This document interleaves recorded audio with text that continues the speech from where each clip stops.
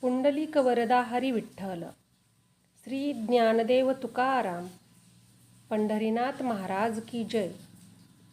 श्रोत्यांनो, स्वागत आहे आपल्या सर्वांचं 108 FM या चॅनलवर. आज पांडुरंग स्नान घालत असताना मी तुम्हाला अशी कथा सांगणार आहे, जी केवळ एका भक्ताची गोष्ट नाही, तर भक्ती, सेवा आणि परमश्रद्धेचा आदर्श उदाहरण आहे. अनेक युगांपूर्वी जानुदेव आणि मुक्ताबाई नावाचे सात्विक, दयाळू आणि ईश्वरभक्त दाम्पत्य राहत होते. त्यांच्या पोटी पुंडलिकाचा जन्म झाला. लहानपणापासून पुंडलिक आज्ञाधारक, हुशार आणि आईवडिलांवर जीवापाड प्रेम करणारा मुलगा होता. पुंडलिक आपली सर्व निष्ठा आईवडिलांच्या सेवेत घालवत होता. त्याच्या भक्तीवर भगवान श्रीकृष्णही प्रसन्न झाले. भगवान श्रीकृष्ण प्रसन्न होऊन स्वयं त्याच्या दारी आले.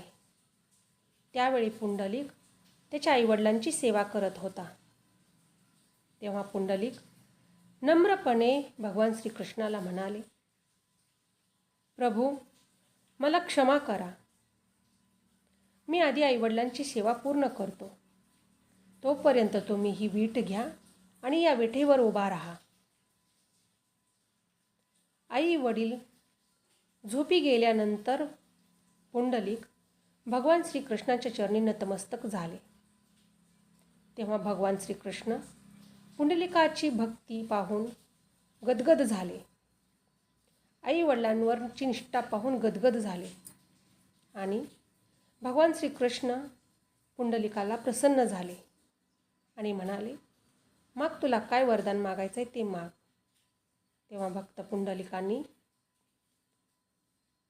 तुम्ही कायमच या इथे उभे राहावे असे मागितले. तेव्हा भगवान श्रीकृष्ण पंढरपुरात कायम विटेवर उभा राहिले. विटेवर उभा असल्यामुळे भगवान श्रीकृष्णाच्या या अवताराला विठ्ठल असे नाव मिळाले. ही आहे पंढरपूरच्या विठुरायाची कथा, जिथे देव भक्तासाठी विटेवर उभा राहिला.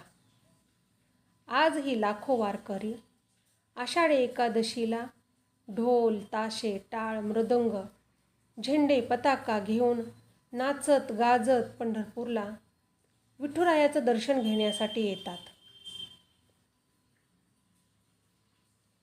धन्यवाद. कशी वाटली तुम्हाला ही कथा? ही कथा आवडली असल्यास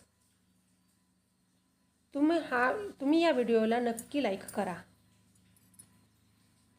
आणि अशा कथा ऐकायच्या असतील तर तुम्ही या चॅनलला सबस्क्राईबर देखील करा.